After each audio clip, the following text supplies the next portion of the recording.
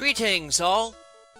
Today, we will be examining the common water ground-type Pokemon Wooper, and its relatively uncommon evolution Quagsire, collectively known as the Water Fish Pokémon.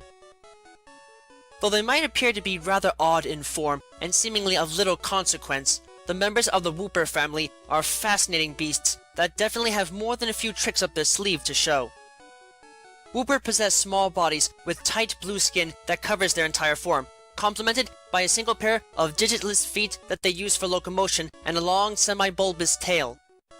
Their torso has a series of 3 dark blue oblong markings on the front of their body, and their eyes are black with pinprick white pupils and small mouths, the sides of their head being adorned with multi-pronged pink antennae that they use as gills for breathing in the water, with males having 2 pairs of prongs on each side, while females only have a single pair on each side. Their evolved form, Quagsire, possess bodies with the same color and texture of skin as their pre-evolved form, granting them a rubbery outer feel, though their feet now have 3 toes each, and they have developed a pair of arms on their upper torso, also adorned with 3 digits. Their eyes have shrunk slightly and are black in form, while their toothless mouths have grown larger, and they now have a thin, dark blue fin-like spine that extends from their neck down over their bulbous tail, the spine itself being larger in males compared to females, with a splotch of purple flesh covering the part of their back where the spine is located. Wooper and Quagsire, despite their species titles, are not actually fish, but instead salamanders, and their amphibious lifestyle takes them in and out of the water at a fairly frequent pace. These creatures are unable to survive in warm water above 80 degrees Fahrenheit, and are intolerant to salt water, leaving them to only occupy cold bodies of fresh water, like streams, rivers, and especially ponds, living near the bottom where they dig small burrows in the muddy bottoms of the bodies of water they call home, and sleep in half buried.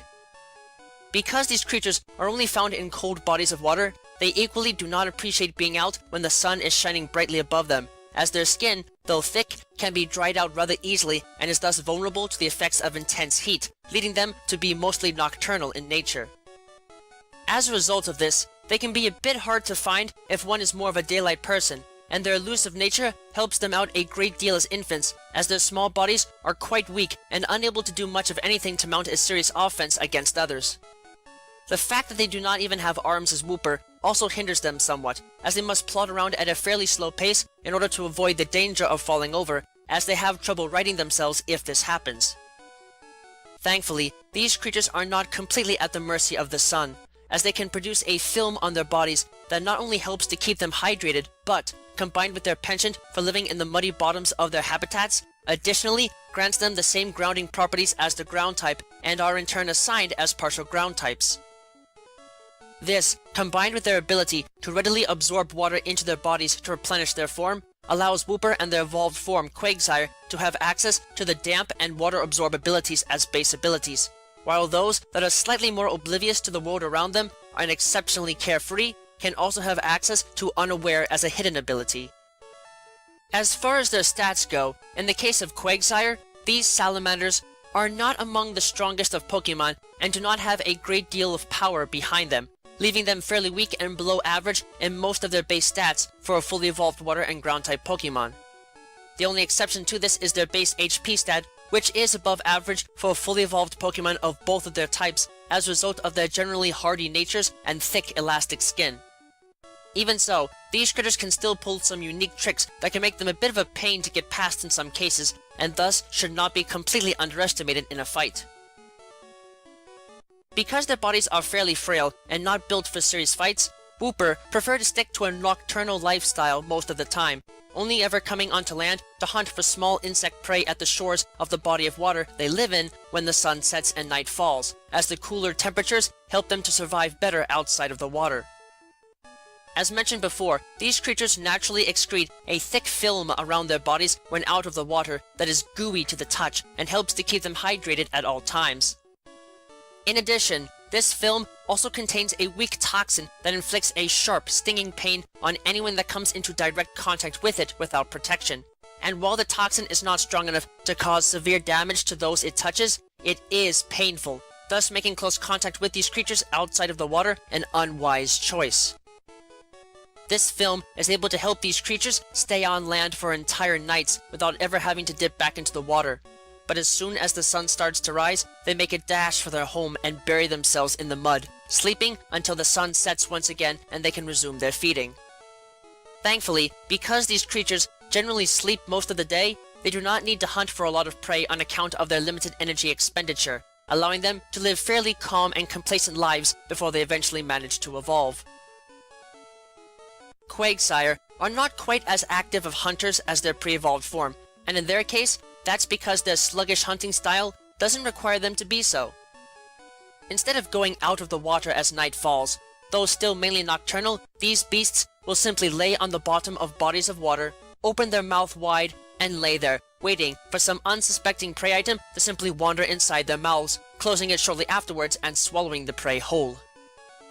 This hunting style results in these creatures getting very little in the way of sustenance, but it works out for them as they barely ever move most of the day anyways, so they expend very little energy just moving from place to place and feeding. Plus, the muddy and opaque waters at the bottoms of the places they call home help to at least somewhat hide their forms.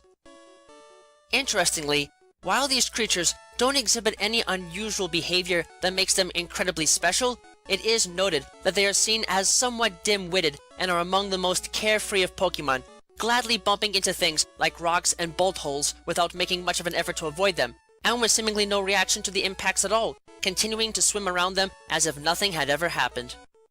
This carefree nature is admired by some, and its unusual existence is due to a genetic abnormality that causes the brains of these creatures to constantly send out signals for the production of endorphins, making them perpetually happy in most cases.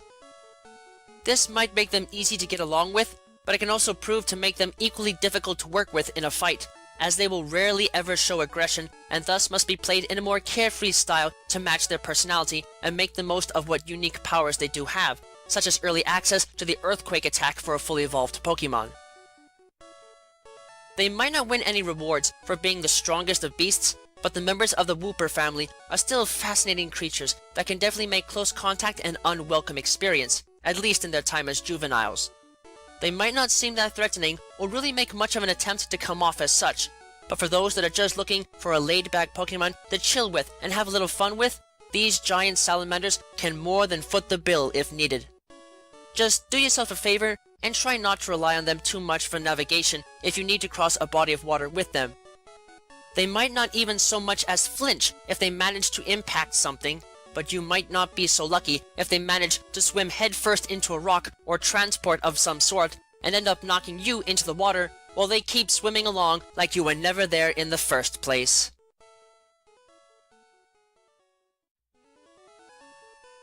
Thank you all for watching this video. It is always an honor to be able to speak with you all on the subject of Pokemon in a way that brings me great joy and happiness in my work. If you would like to keep tabs on past and future work, click that subscribe button, check out my work on DeviantArt, and don't be shy about following me on Twitter, where you can find pertinent announcements on upcoming work before it is officially posted. Links to both can be found in the video description. If you would like to support my work and help Miguel and I continue to produce more content for you and improve upon our presentation, please visit us at my Patreon page, which you can also find a link to in the video description.